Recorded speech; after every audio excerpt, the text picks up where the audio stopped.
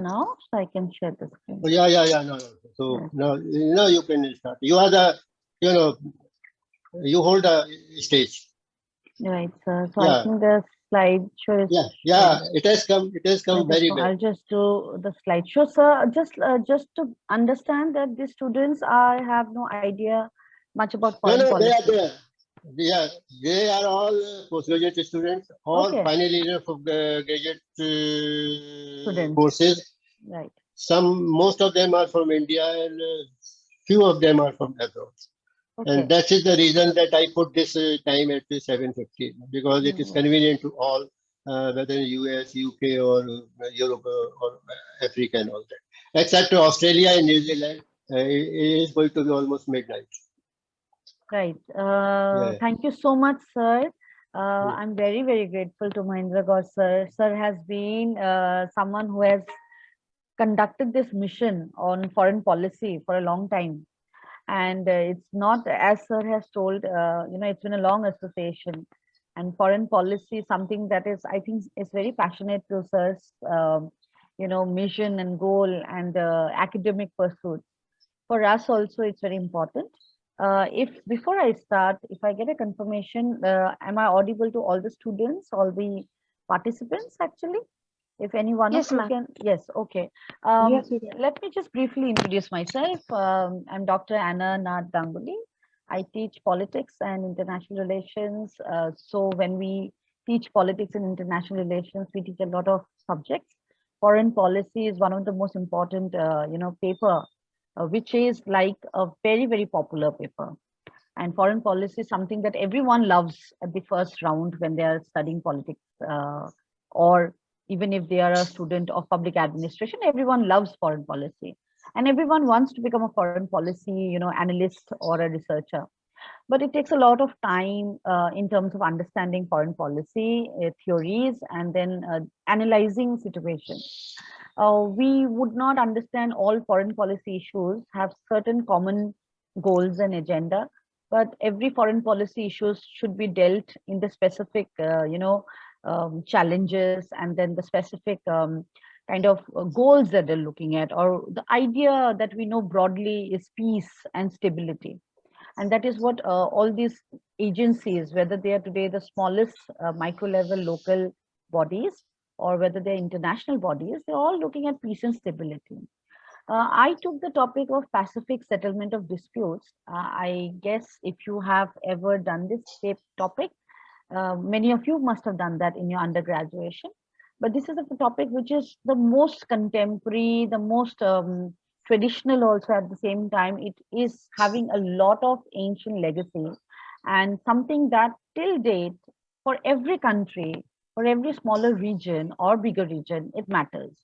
And this is a topic that you have a lot of scope in working in various levels, mostly in today's time, because the kind of work that goes into Pacific settlement of disputes is something that each of us can participate. Even if we don't become a lawyer tomorrow, we can still be part of this Pacific settlement of disputes.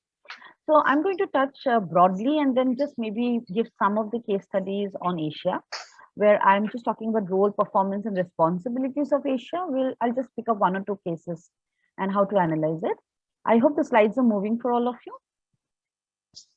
Yes. If someone can confirm, can you all see the slides moving? Yes, ma'am. Okay. Yes, ma'am. Okay. So, Yes, ma'am. when I say Pacific settlement of disputes, this is a terminology that the UN had devised. Before the UN, the League of Nations was there, and therefore, Pacific settlement of disputes today can be understood as peaceful settlement of disputes. Now, when I have taken here two quotes to just express to you that how the world leaders or the citizens, everyone is to be committed to Pacific settlement disputes. And so you can see this quote by John F. Kennedy, one of the most popular leader in America, who basically, I would not touch upon the leader and their action or their review as of now, but a very nice quote that he had given is that basically, if you look at this Pacific settlement of disputes, you are basically trying to build a peace with your neighbors. You're trying to not agree with everything. Everyone is not you're going to be friend. Everyone is not going to be someone who is close to you, or has a very amiable relationship with you. But the idea of pacific settlement of disputes is that you will have mutual tolerance. You will try to understand each other's position. You will try to settle whatever conflicts and whatever disputes you have in a much more maybe legal manner or a friendly manner, or in a much more amiable manner. So the idea of pacific settlement of disputes is to do dispute resolution, is to basically look at conflict prevention. Like, we live in a world where there has been conflicts in the past.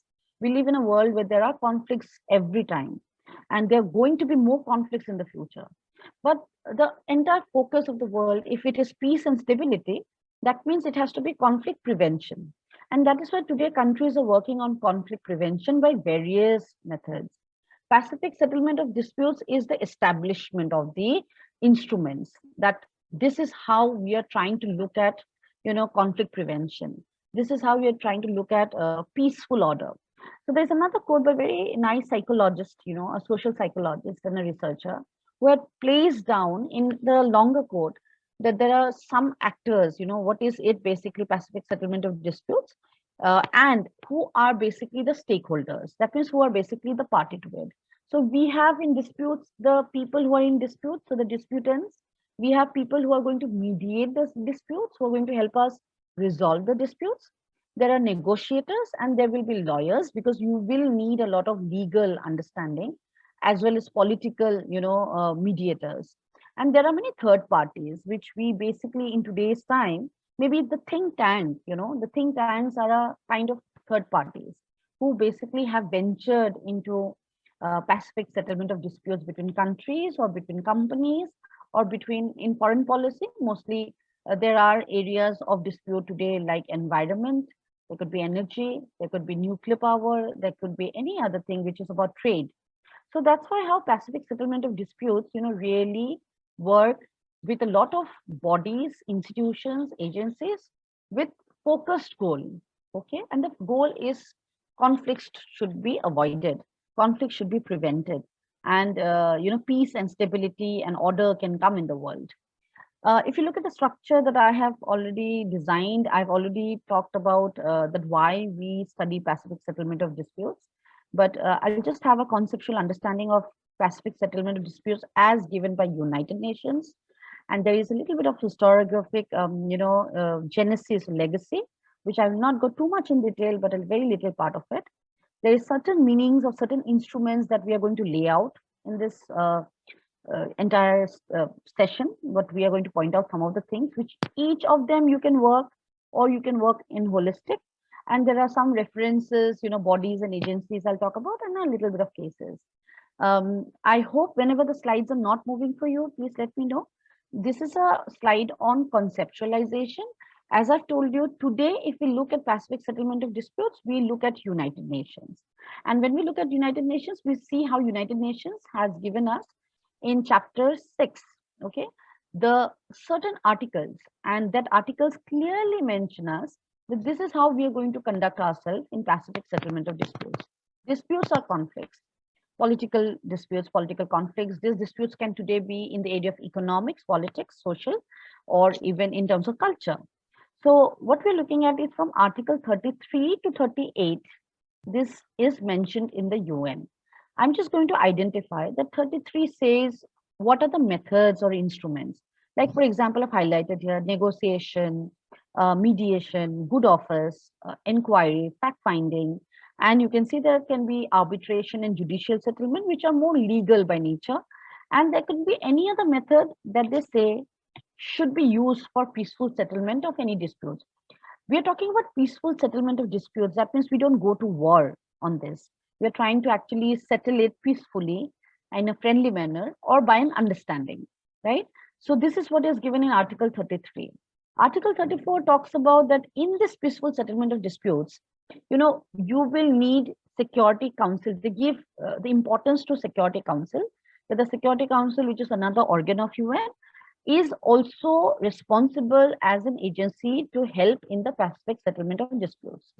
But the Security Council is not going to end up and tell the directive of going to a war. But There can be methods with the Security Council uses like sanction, or there can be methods where the Security Council basically looks at in terms of friction. I There is some sound coming at the background. Please mute your Okay. audio. It's okay. So I just muted myself. So we're looking at Article 34, where we are looking at how disputes can be also settled by Security Council. Now, what the UN says is that the UN General Assembly and the Security Council are both responsible agencies. The UN Charter, which is Article 34, they give the importance, or they give the onus. If there are these solutions are not going to work, then they tell the Security Council that you come in and you will help in the specific settlement of disputes. Now, if you see other articles which are mentioned, but I'm just going to point out the main highlighting points, that Article 35 says that the Security Council or the General Assembly will be working on dispute resolution, and in this they will look at the parties who are involved. They will try to see that the parties who are basically in dispute should accept in advance that if they, there are some, we know there are 193 members of United Nations. There are many countries, or there are a few countries who are still not members, or they might be a member and they might have gone out of the UN body. And so for them also there is a understanding that if you're not a member of United Nations, then you are party to a dispute, then you may in advance tell that how to resolve the dispute. So you can see these two articles, Article 11 and 12, is what the General Assembly gives to the Security Council, that the Security Council can now apply under Article 11 and 12 and help in solving matters. Now, the Security Council is the executive body. The General Assembly is like the parliament, where it has more world issues, and it takes into consideration both the advanced nations and the smaller nations. But the Security Council is a very dominant body of 5 powers, permanent ones and other non-permanent ones. But the Security Council is like the executive. The United Nations General Assembly is like a legislature, right? So what the General Assembly and UN gives is that under Article 11 and 12 gives the power to the Security Council that you can come in and you can basically help in resolution of the disputes. UN will then do, UNSC will do as their mandate is, Article 36, you can see again the Security Council, when it will try to intervene in resolution of disputes, it will look at those procedures and methods which are recommended, and it will try to adjust in that way. So it is not that it's going to launch an attack or a war as a mechanism. We understand the UNSC technically is basically not an aggressor, but is trying to intervene by resolution of disputes. But they will be mandated to use those procedures and methods which have been given under the Pacific Resolution of Disputes. This is all about that. But then there is another party, which is International Court of Justice. Now, International Court of Justice is a legal body, so it will mostly use those methods where there will be a legal intervention in Pacific resolution of disputes. So the Security Councils will try to resolve, but whenever the Security Council will see that there is some legal disputes or there are some legalities in that, so it will then refer the parties to the International Court of Justice. Okay. Now, if you look at Article 37, you will see basically Article 37 will talk about settlement of disputes, mostly referring it to Security Council. Article 38, you can see basically Article 33 to 37, whatever is the provisions given, the Security Council will basically try to follow those procedures, basically make some recommendations to parties. So these are all part and integrated with each other, okay? So I hope this, by now you have understood that Article 33 to 38 are basically what Pacific settlement of disputes, instruments and methods are there. I hope so. If anyone is clear about that, or anyone can just give a confirmation that yes, you have understood this part. Yes, ma'am. Okay. Okay. So those, there are some kind of emojis also. You can give a thumbs up also if you can, if you have understood. Now, UN has got this Pacific settlement of disputes, but what we see is that this is not what came with UN only. This came much before it. And I have laid down some of the facts, like, for example, the League of Nations, before the League of Nations started, there was this, peaceful, settlement of arbitration. You can see here, as I've mentioned here, you can just see here the Permanent Court of Arbitration. Arbitration is more legal, but there was a need because the world at the time under the European warring system or Eurocentrism was all conflicting with each other. So the Permanent Court of Arbitration was basically the first formal body that was basically trying to resolve disputes through arbitration. Now, arbitration is different. I'll explain you in the next slides.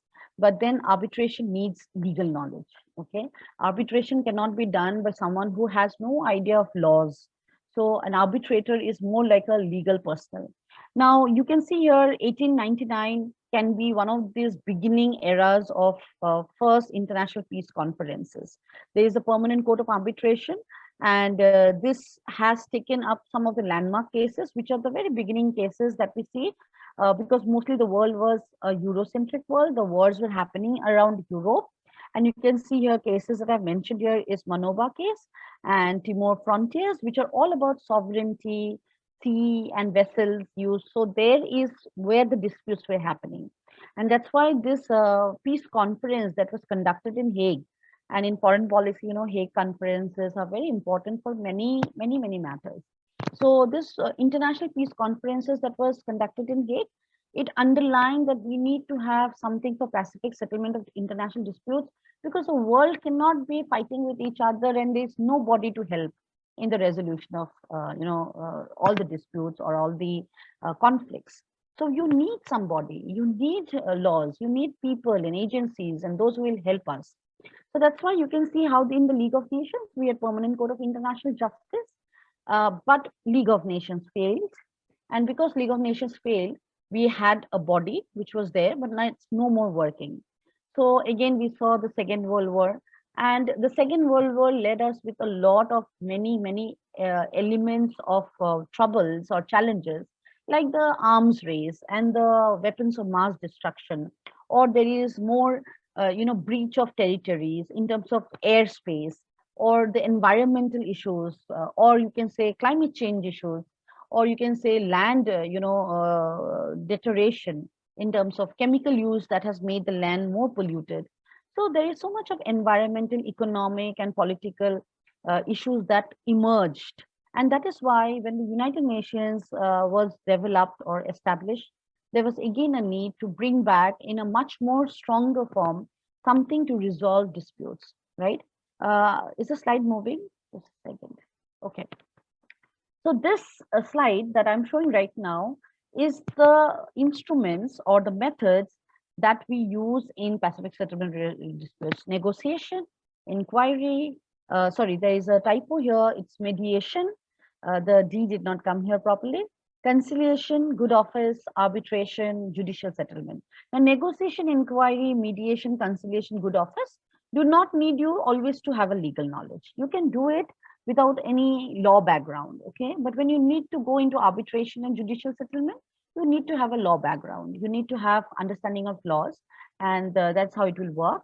But if you look at negotiation, the most oldest method and the most popular also, there is people would say it has the highest chances that it failed a lot of times, but in the past.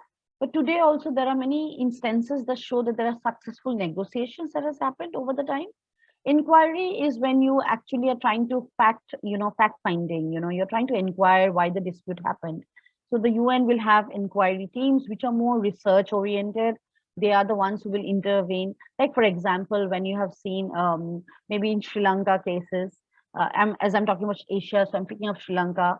When civil conflict happened, there was some inquiry committee. Then maybe when there was Hiroshima and Nagasaki that happened in Japan, then there was inquiry made, how this happened, what are the resulting factors. Mediation, conciliation are, you can say, came much later, but they are very popular in today's time because the process of mediation, conciliation are much easier for countries to accept, because negotiation fails a lot of times if parties are not equal in power. When parties are unequal in power, there is a fear that, my the two-party negotiation, the other party who is stronger will always, kind of suppress your decisions or suppress your thought process, and you're not at an equal table. So mediation and conciliation seems to be much more facilitating to a lot of countries who feel that these are better methods, much more acceptable methods. A good office is something that is very interesting because, as I've told you, a good office is like a third party. So these third parties today are many think tanks today are basically many of foreign policy experts or ambassadors, or you can say a lot of people who are professors and others. They're all adopting the method of good office because they're giving a third party space where you can come and negotiate or you can come and mediate. So this good office is like a third party. Arbitration, judicial settlement, as I told you, this will be mostly taken up in the law courts. So ICJ or Criminal Code of India or others, but ICJ and others will be there in mandate. And domestic may in municipal, in municipal, which is domestic and internal matters of a country, we have all of this happening. Like in Indian court or in your country court, the Supreme Court will often at times look at international law issues. And when it will look at international law issues, which can be trade or a business or a conflict on environment and something, it will try to see whether your country has accepted some international law, signed the treaty, ratified the treaty, and the domestic court will be trying to uphold the international law. So that's why, in terms of judicial settlement, we see how the municipal or domestic courts are also working very well towards it. Now, if you look further, like as I've told you, and I'll just go a little bit in detail, which is negotiation. As I've told you, there are negotiations are between two parties, and negotiations are mostly trying to come to an agreement, right? Very, very traditional times, negotiations used to happen by letters or very informally. There would be no paperwork. And when there's no paperwork, there is a trust deficit. So eventually, a lot of people, two parties will commit, either of the one will then betray or not stand up to the commitment. That way, negotiations have failed. But there are many success stories of negotiations also. So we can't say this method has completely failed or completely be successful. But it is one of the oldest and most popular one. What do you need in negotiation? You can see a diagram. Nowadays, we use it for many multiple, channels and multiple uses. You need to be very skilled in negotiation. You need to have a dialogue between both of both two parties are here, right? Or maybe three parties here. The parties need to have a dialogue. There has to be certain benefit for each other. Both the parties need to benefit. If one of the parties is benefiting, other is not, negotiation won't take place. They need to collaborate on certain thing and coordinate on certain thing. Then they need to compromise, because when you're trying to benefit, it cannot be that everything you want, whichever way will be happening. So there is a compromise also. You're trying to compromise and give away something so that you get something your benefit. And there is a difference, also to understand, okay, maybe there's a power which is stronger and a smaller one. Then they also have to accept the difference. And then if they want a successful negotiation, the acceptability has to be there. Shadow negotiation is a word which you use in foreign policy also, which means negotiations happening under the surface. It doesn't show what's happening on the surface, but under the surface. Now you can see equal and not unequal. Equal parties can have better negotiations. If you're unequal, then negotiations have failed for a lot of times. There's a topic called trust. You have to have the trust in negotiation. In foreign policy, because countries are fighting with each other, if they don't trust each other, negotiations won't work. And that's why direct and indirect communications, both are used in negotiations. Also, the parties have to see that they are in a free will. That means you can't force the other party to come to terms. You have to give them the free will, that both the parties can have the free will to come to terms. I hope you all can see this slide. Nelson Mandela has been, there are many people who have been involved in negotiations. Almost all world leaders have been involved in negotiations.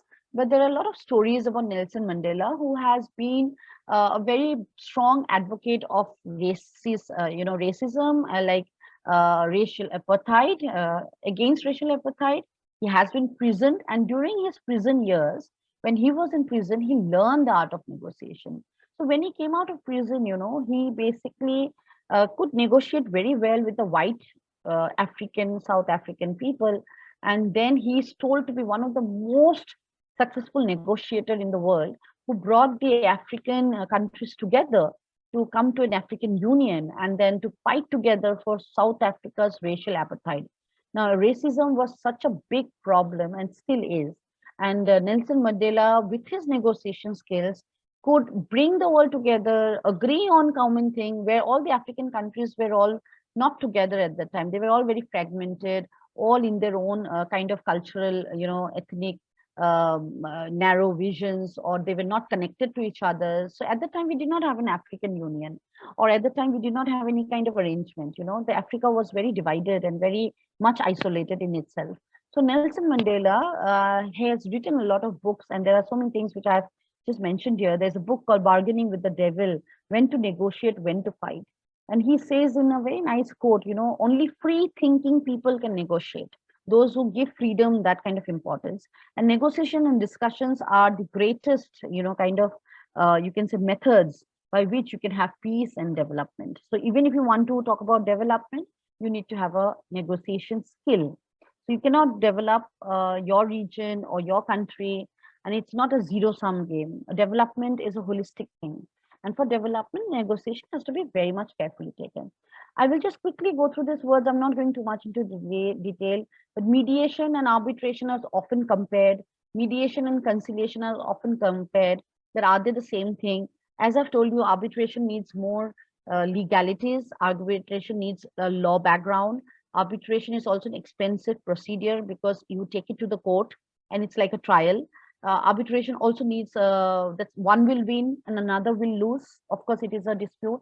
Mediation is a better method because in mediation, both the parties don't have to lose, or one doesn't have to lose. Both will win in a mediation exercise. Mediation is also reasonable, flexible. It's much more informal comparatively. And mediation helps both the parties to, resolve the disputes in a much more amiable space. Arbitration is like a courtroom, and it doesn't help both of them to come to that kind of mindset that we are trying to settle. They are knowing this fact that one will win, one will lose, and these parties sometimes don't like each other. In mediation, the entire exercise will be successful when they like each other. A good office is something, as I've told you, where parties take a diplomatic position, and diplomacy is used here. Diplomacy is there in all of this, but diplomacy in good office is seen more because a good office is like a third party. And who are the third parties? Someone who are not party to the disputes. So this third parties basically help in the mediation or negotiation. They basically bring the parties together, and that's why this third parties basically are like today a lot of people, a lot of expert leaders, students, professors who are experts in foreign policy. They have helped to establish a good office. So the UN also has a lot of subsidiary bodies which are like good offices. And similarly, there are many think tanks. Like, for example, I've given, when you study diplomacy, you study multi-track diplomacy. And this multi-track diplomacy channels, here I've given a picture from one of the institute. They run this multi-track diplomacy in order to help peaceful settlement of disputes only. So their countries come in and parties come in and they settle the disputes in the presence of a third party. Arbitration and mediation, as I've told you, but as you can see, I will share the slides later with all of you, but I'm not going too much in detail because I want to do some of the cases. But arbitration needs an outcome, and arbitration is much formal. Arbitration is expensive. Arbitration is basically where parties will be on a zero-sum game. Someone will lose, someone will win. Mediation is something which helps in negotiations, formal and informal. Mediation is something which is also voluntary and agreed, because both the parties agree that they are going to mediate and they're going to resolve the disputes where both of them will have a good outcome, right? They are mostly meetings also which can be conducted privately or joint meetings. That means a mediator can sit with either of the parties at separate time and also have a joint meeting. So there are certain flexibility with mediations which doesn't happen in arbitration. But today, whenever there is an arbitration or judicial settlement, before that, the court tries to see if parties can mediate first, so that before coming to trial, they can mediate and resolve the disputes and not have a very longer period of trial period. In domestic law also, supposedly there are two states who are fighting where, to settle the disputes. Maybe it's a water dispute. the court will try to see if both the state can come together and mediate and conciliate and resolve the disputes rather going to the trial, right? So it's a very beautiful exercise of mediation and conciliation. Conciliation and mediation often gets confused. Some countries use them as same thing, but there is a technical difference between conciliation and mediation. A mediator does not give ideas and decisions in someone else's mind.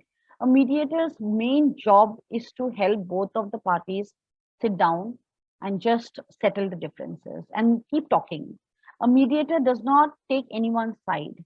A mediator also does not basically look at the aspects that you have to give. A mediator has to give a decision. A mediator is much more flexible. The job is to bring together, let them sit on the table. A conciliator acts someone who is between like a mediator and also an arbitrator.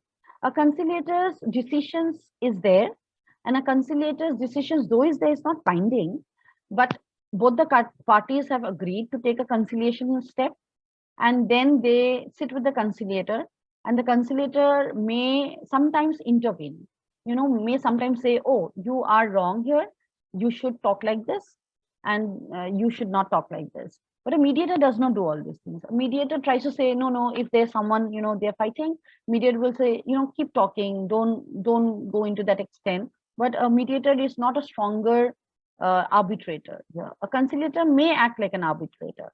So a conciliator may propose decisions, may also, take some party's position depending on what their conciliator is analyzing. A mediator does not take positions.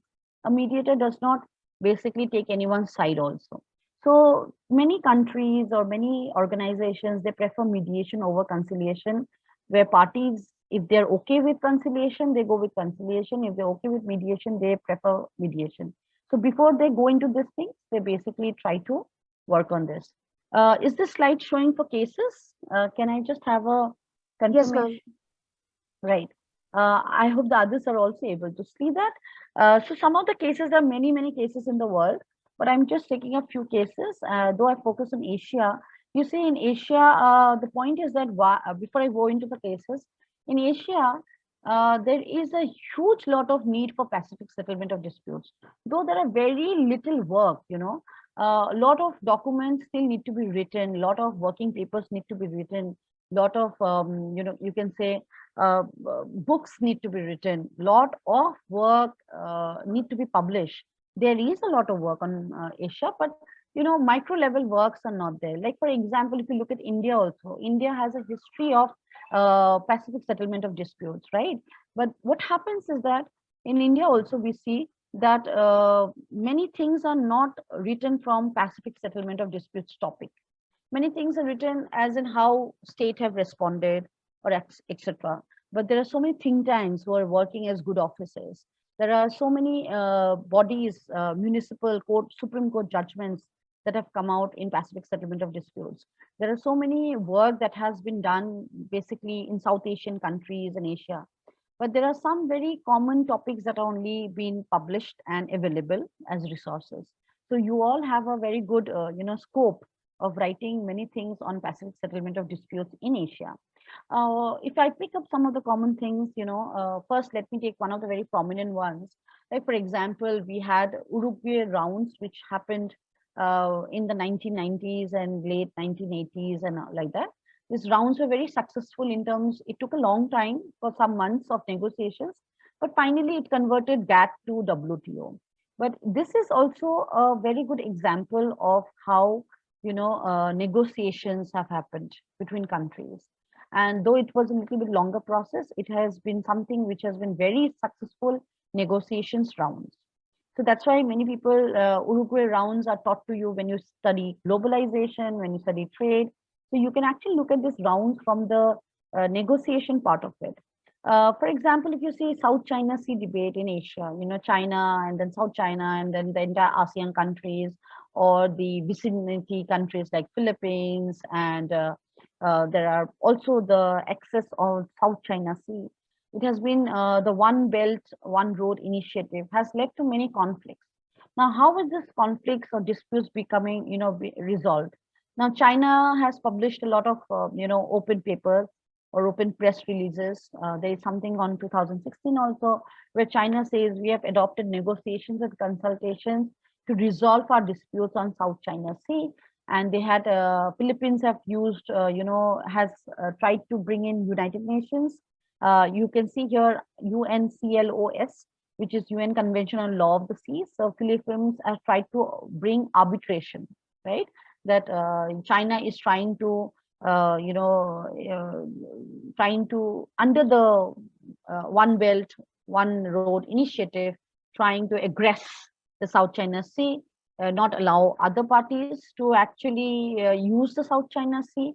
But what Philippines and China had a conflict, then Philippines went to the UNCLOS and registered a case, which was an arbitration.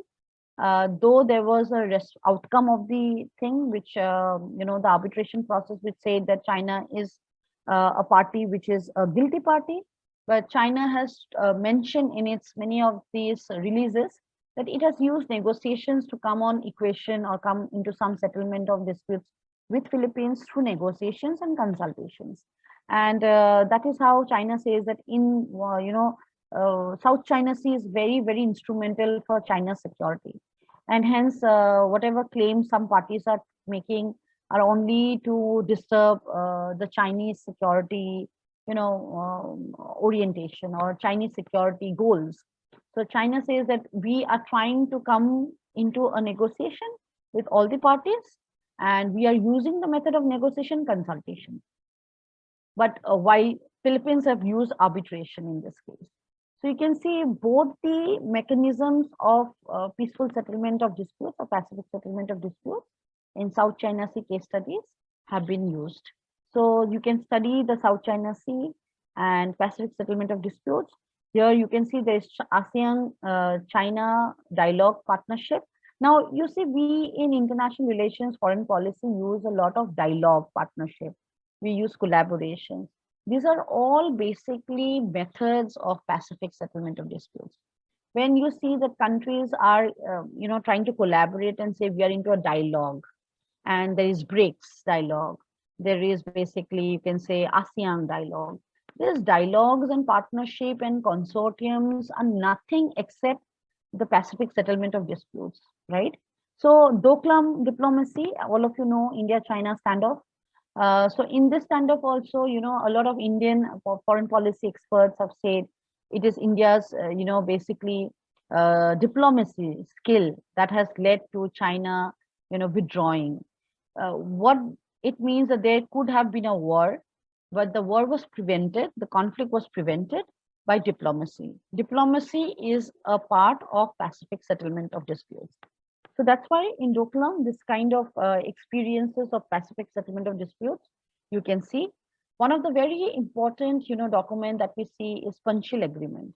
The Panchil Agreement between India, China, and also there were some South Asian countries also who follow this Panchil, and there are countries also follow Panchil indirectly. So the terms in the Panchil Agreement are to be said as one of those basic pointers that direct you towards peaceful settlement of disputes. So you can see India's role in devising Panchil Agreement must have been a very, very instrumental and significant contribution. And that's why Panchil Agreement, when you study next time, you look at it as a Pacific settlement of disputes agenda points, because that is how the countries are taking it. So I hope this much examples, but there's so many examples, today Afghanistan is in crisis. Sri Lanka is in crisis. Today, Myanmar is in crisis. Rohingya refugees. We are basically using, all these arbitration mechanisms only. There's fact-finding committee, which is what in Rohingya is happening. It has been taken in International Court of Justice, and International Court of Justice is trying to bring a Pacific settlement of disputes in Myanmar, where the Rohingya refugees are being victimized by the Pacific settlement of disputes. Right, so they are using basically either they're using negotiations, they are basically using arbitration method. If you look at Sri Lanka crisis right now in Asia, so mostly again, those Sri Lanka crisis is a very internal matter, but then what is happening internally is mediation exercises, right? If you look at basically when you looked at Bangladesh and India, you saw Bangladesh, claiming for independence. There was this entire refugee and Bangladeshian crisis. So it was mostly India and Bangladesh, India's mediation process or India's recognition that gave Bangladesh its, rightful independence. But India has tried to help Bangladesh in conflict prevention. By India, you can see India as a country who had a third party intervention, maybe, and that is a good office example. So if you look at today, Afghanistan in deep crisis. So in Afghanistan, when more human rights violation will be happening, and over the time it's happening, and so many minority groups in Afghanistan who are basically feeling that they will be persecuted. So there will be a case of arbitration that will be called for, and it's already called for. We can see UNSC website where Afghanistan is already mentioned that more fact-finding committees are coming out with more reports, and this is one of the instruments. So you can see in Asia, we have a lot of cases today, which are basically telling us that we need Pacific settlement of disputes. So I hope some of the cases we have seen, these are some of the bodies there are so many of them today, but Chatham House is like one of these think tanks or third parties. You can see CPR, Dispute Resolution Services. It's like a non-profit think tanks or non-profit organizations who are all working in either dispute resolution. You can see Global South Unit for Mediation is working, BRICS Policy Center, it's working on basically mediation exercises. You can see Global Research Network think tank, it is also think tank, which basically helps in building peace and using all the instruments that I've told you, which is mediation, conciliation, all of this. Dag Hammarskjöld was one of the United Nations Security General, and he was murdered actually in a Congo-related crisis that is still under investigation till date. But he, after his death, there have been centers that have been established on his name, those who are working for sustainable peace across the world, and how peace and conflict should be seen very seriously. And his ways and his people are taking forward his legacy. So you can see this Institute of Multi-Track Diplomacy, all these institutions of diplomacy are basically working on Pacific settlement of disputes. So Pacific settlement of disputes is a very, very important, not just a topic, but a practical, exercise. Everyone, you can become a mediator. To become a mediator, you don't need to have a legal knowledge. You need to be an expert in your field.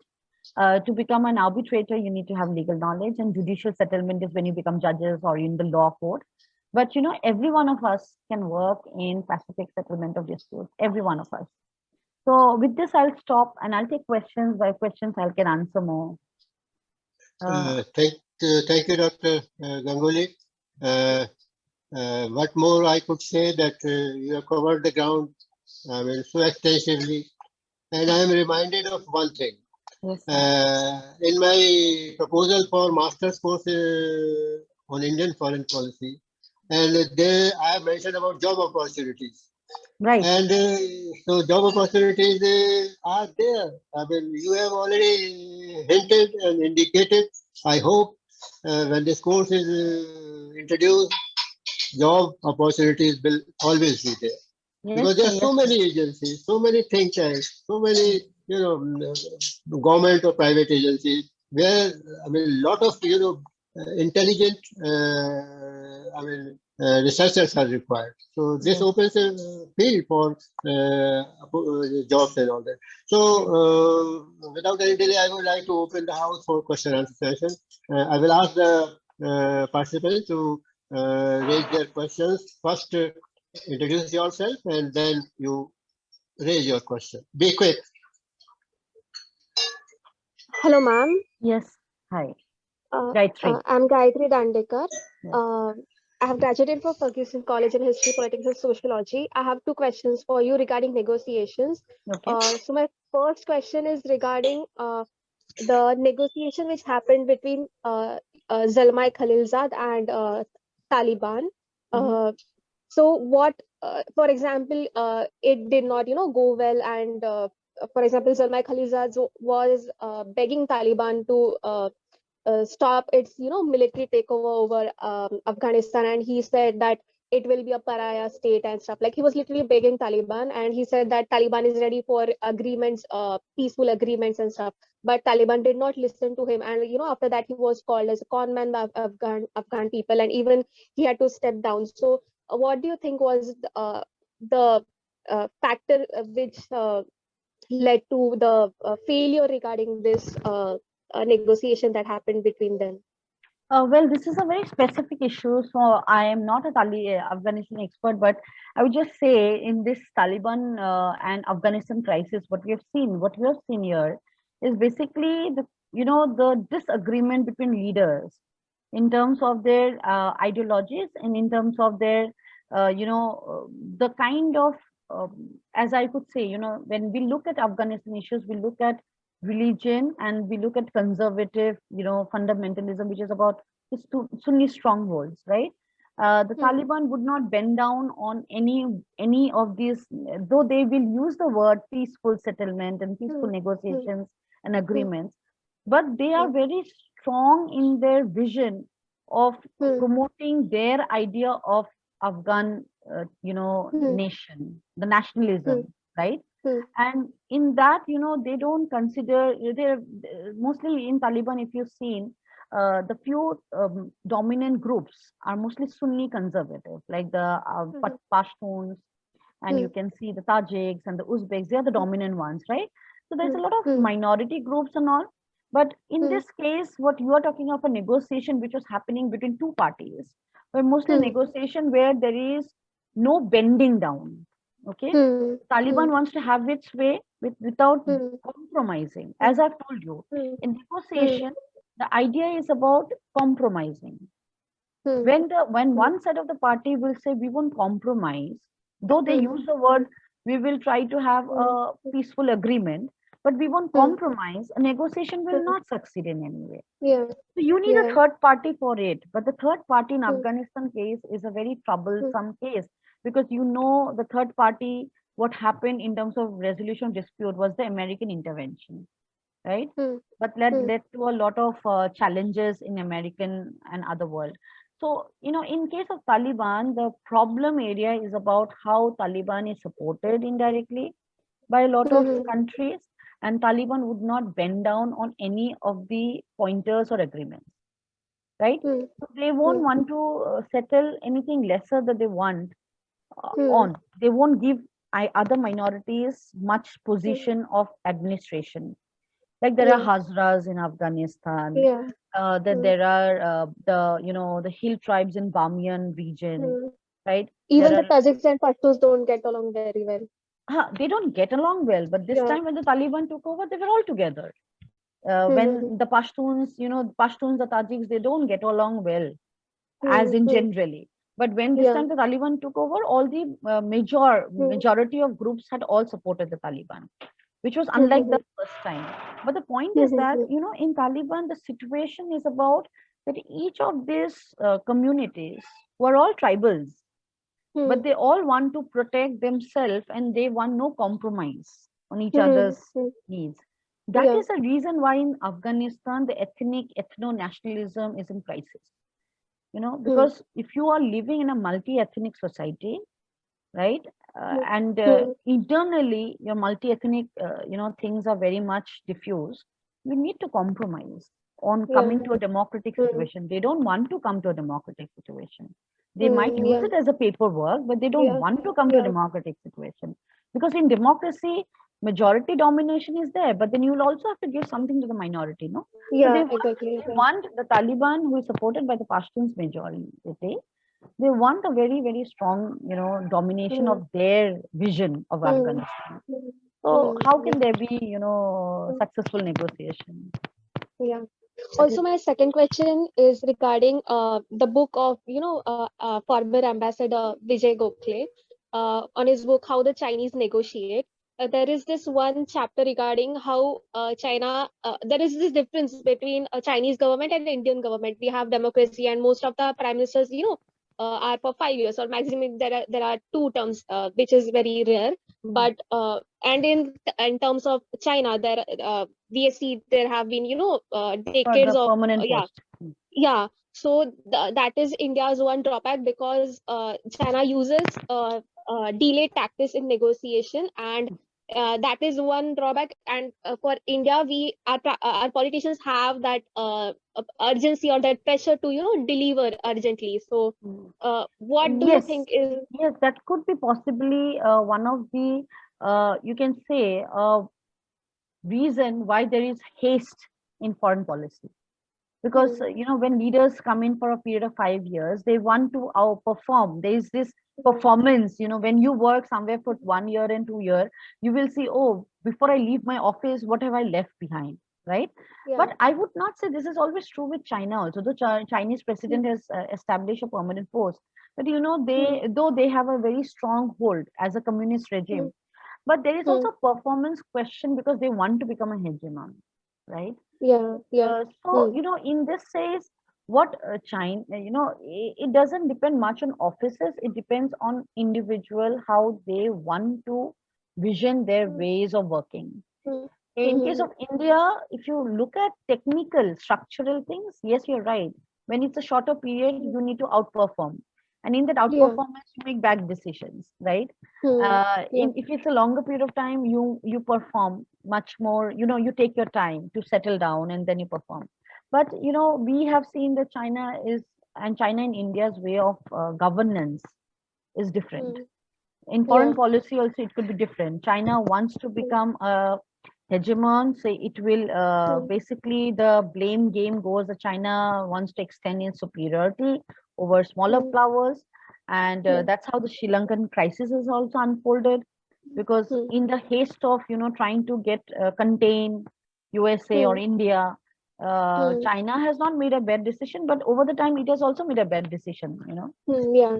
right? Yeah. Because when you can't recover the money, right? So the blame or someone in the what will happen within China is that their own party members were all aspirational. Next to Xi Yeah. Jinping, the next people who are aspirational will say, "Oh, Xi Jinping's tenure is giving Yeah. us bad results," Yeah. right? The Yeah. point is that what you are talking about is that decision making, which is part of foreign policy, is basically can be both disadvantages and advantages for India and China equally, because every leader knows there's someone behind me to take over my seat, whether it's a long term or a short term. Yeah. Yeah. That's what I Yes. think. Yes, ma'am. Thank you, ma'am. Right. Thank you so much, Gayatri.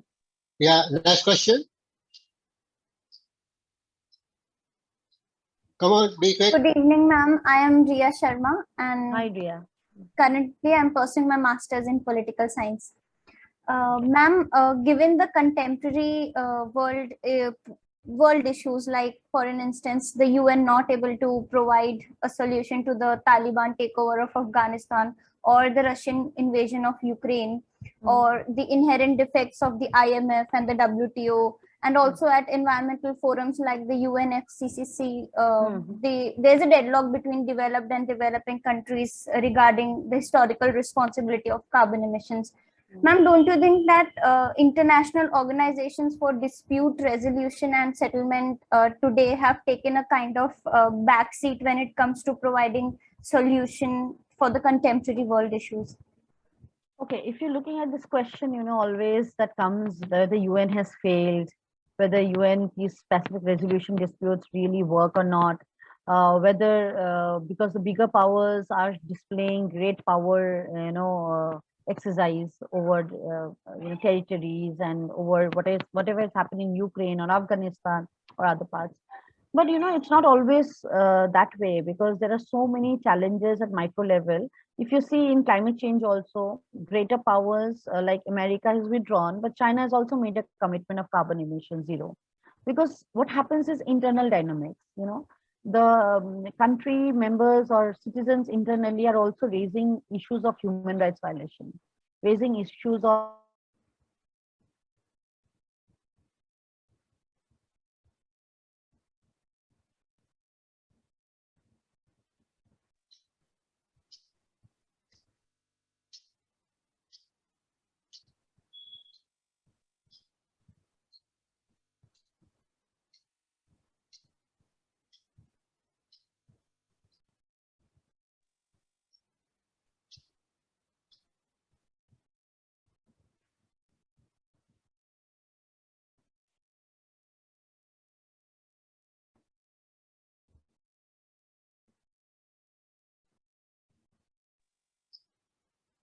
Hello, is there any connectivity issue?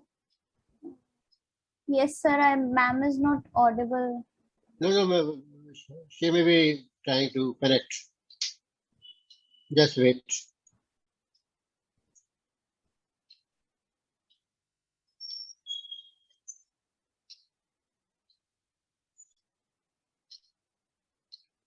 I think she has already spoken about the success stories.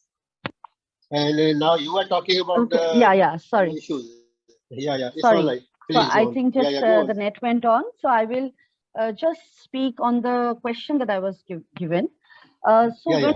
when we look at, as Ria was mentioning, so Ria, you just have to understand that even if these countries are exercising, great, coercive power, what basically happens is there is an international community, and there is. One second. Just switch on this. Yeah. Am I audible properly? Yes. I'll just, because I connected from another device. I hope I'm audible. Yes, ma'am.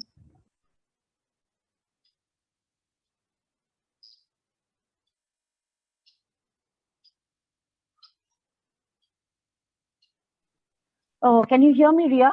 Yes, ma'am, I can hear. Okay, now I've put one thing. So what I've been trying to say is that we don't see it that way. Otherwise, this you can see the conference that happened where China committed and India also committed, right? China committed by 2060 and India committed 2070 sustainable development goals. All of these are happening. There are so many various issues, today because these agencies are there.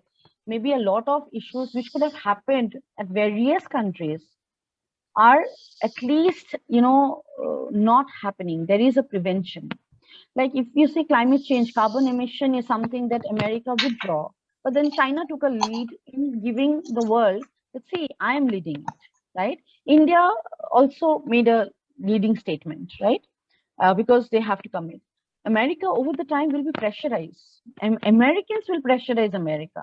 Like you see in Vietnam War, Americans have pressurized America of their positions in Vietnam War.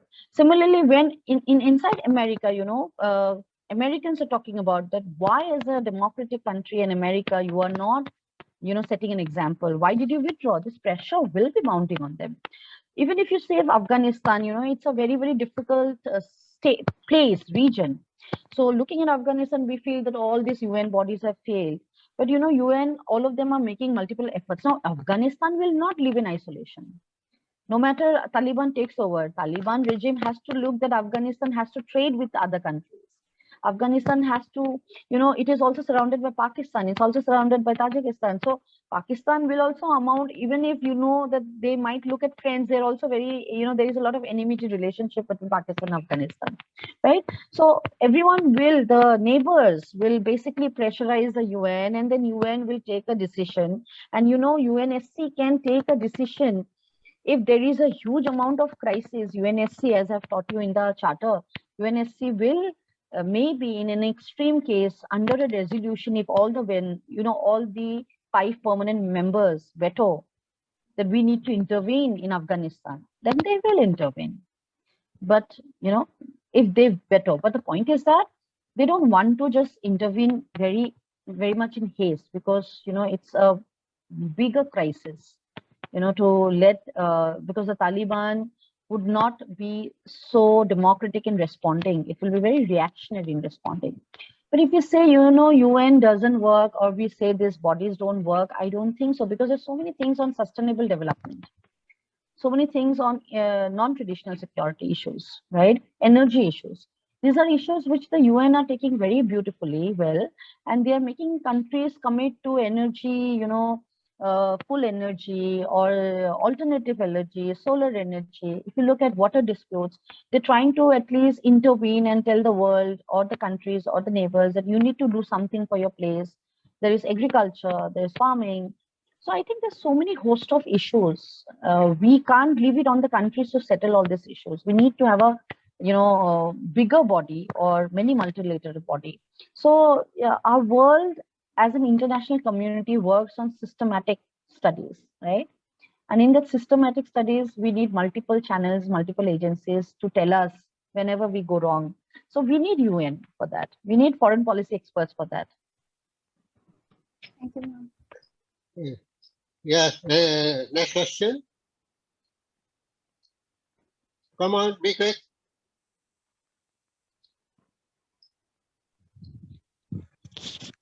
Hello. Yes. Hi, Nusrat. Hello, ma'am. Thanks for the wonderful session.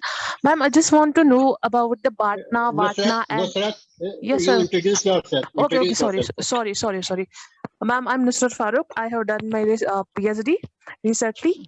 I just want to know about the Batna, Vatna, and Itna option in the negotiation. I'm not very familiar with that one. So I will not be answering that one because I've not got into the depths of this entire negotiation. Oh, okay, ma'am. Okay. Any So other mostly I study South Asia, Asia, and a little bit of Europe. So Okay, fine, ma'am. That would be fine.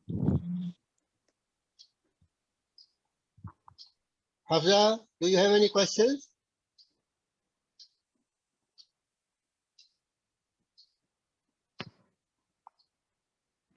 Come on, be quick. We already have detained our guest for a very long time, having so exhaustively explained a subject which is of, I think, vital importance to the whole world. So in that case, Dr. Ganguly, like a student, I would like to seek your opinion on an issue or two. One is China's perception, how China looks at these, methods of Pacific settlement of disputes. Do you think China has a respect for international law? They said the international law is what we define it like that. That's why they refuse to,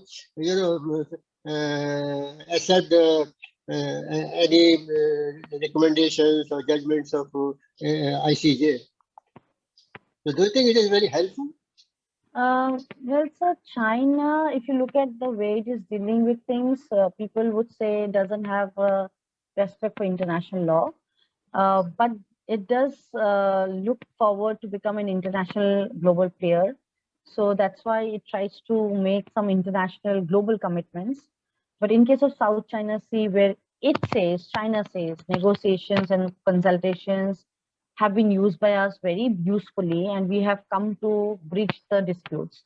But then the party like Philippines would say that, no, you have basically made a bridge and we are the victims of your aggression and under your Greater China policy. So it's an arbitration case, and that's why it went as a judicial settlement. So, sir, I don't think, as you were saying, in international law and international sphere, China is talking something, but the world doesn't believe that it is actually committed to international law or a peaceful settlement of disputes. China have always displayed that it is a very, very, dominant power in international politics.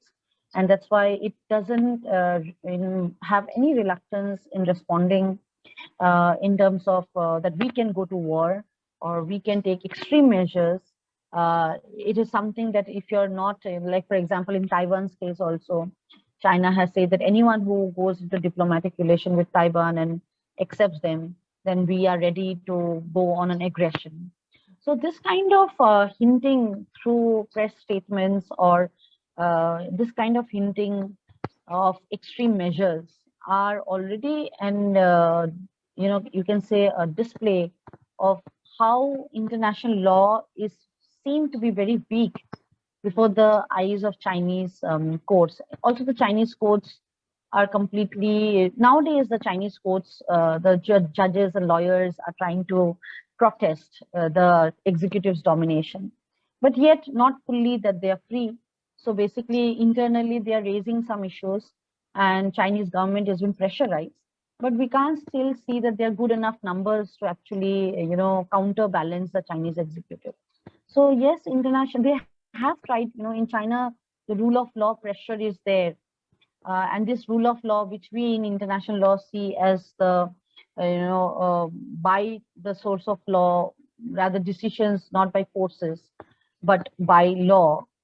China is also compelled to take it, but China is not committed to it. So, as you said in the question itself, sir, that China does not respect international law holistically, and it does not also basically it talks two ways. It talks one side that it is following democratic institutions and democratizing. On the other hand, it is always displaying coercive action or aggressive methods. So no, we don't believe China has been a very integral to the international community, or integration is a concept. Dr. Ganguly, the problem is they want the world to accept their interpretation of international. Yes, That yes, is the trouble starts from there. their own. So, and their interpretation is, in most of the cases, not in keeping with the standard interpretation of international law as it is Yes. interpreted by the whole world. So there is a point of conflict. So thank you, Dr. Ganguly, very much. I'm very Thank much you, sir. thankful to you for taking up such a wonderful subject and having explained all aspects of it very thoroughly, very comprehensively, very exhaustively. And as I told you, this is just the beginning of a goal leading to master's course on Indian foreign policy. And with the help of distinguished academics and other pillars of Indian foreign policy, I think we will be able to achieve our objective. So Thank we you, look sir. forward to your support in future also, whenever need arises. And I hope you will not disappoint us. Thank you very much. Yeah, thank you so much, sir. Thank you, everyone. Keep studying and keep learning about international foreign policy. Thank you so much. Thank you, So sir. with Bon, your I shall permission, I will with your permission, I will close the session. Yes, sir. Yes, sir. Sure, sir. Okay.